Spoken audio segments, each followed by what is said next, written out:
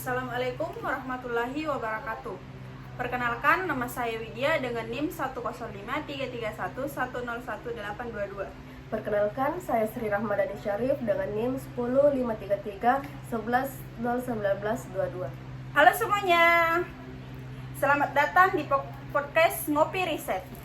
Tempat kita ngobrol santai, tapi tetap berisi soal dunia penelitian.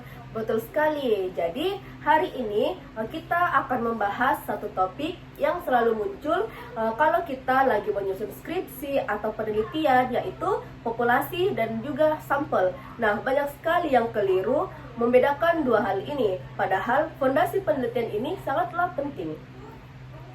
Oke, kita mulai dari yang pertama, populasi. Jadi menurut Sri, apa sih itu populasi? Nah, jadi populasi itu bukan cuma soal jumlah orang, tapi seluruh objek atau subjek yang jadi sasaran penelitian. Nah, bisa berupa manusia, hewan, dokumen, bahkan peristiwa.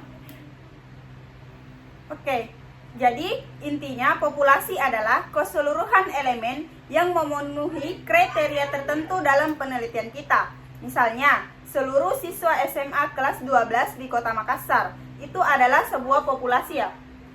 Betul sekali, dan penting untuk menentukan kelompok mana yang ingin kita pelajari secara jelas, biar penelitian kita ini fokus dan tidak melebar kemana-mana. Mungkin pendapat saudara Widya? Nah, banyak juga yang tidak sadar kalau populasi itu ada banyak jenisnya. Ada populasi target dan populasi terjangkau. Ya, betul sekali teman-teman. Jadi populasi target itu populasi yang ideal yang secara teori mau kita teliti. Nah, populasi terjangkau itu ya populasi yang benar-benar bisa kita akses sesuai dengan kondisi lapangan. Misalnya, kita ingin teliti seluruh mahasiswa di Indonesia.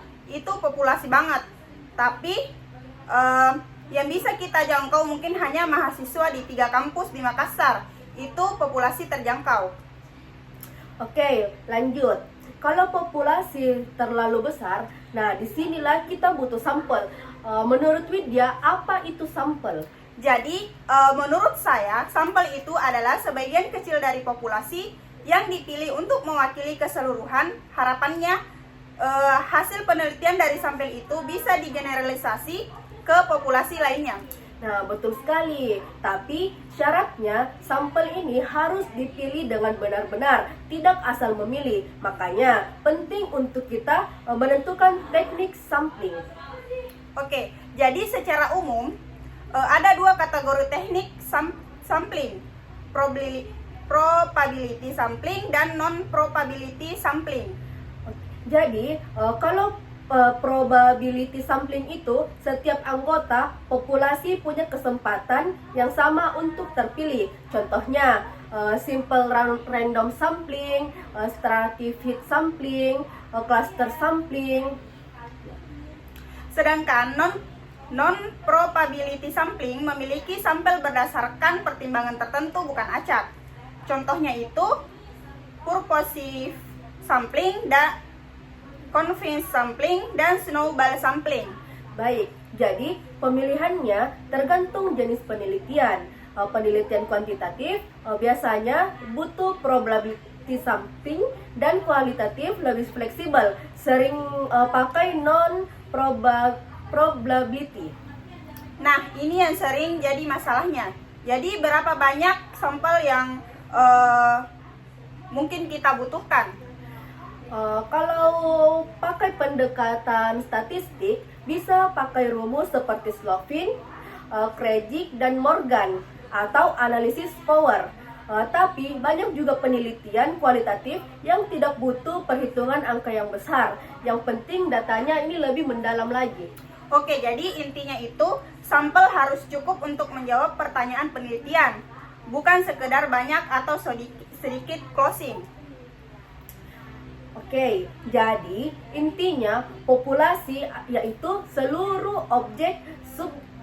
seluruh subjek penelitian, sedangkan sampel sebagian populasi yang diambil untuk diteliti. Teknik pengambilan sampel harus tepat agar hasil penelitian bisa dipertanggungjawabkan. Oke, semoga obrolan kita hari ini bikin kalian makin paham tentang populasi dan sampel.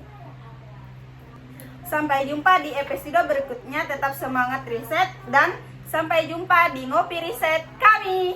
Bye.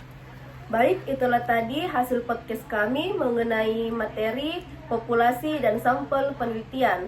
Lebih dan kurangnya mohon dimaafkan. Billahi fisabilil haq fastabiqul khairat. Wassalamualaikum warahmatullahi wabarakatuh.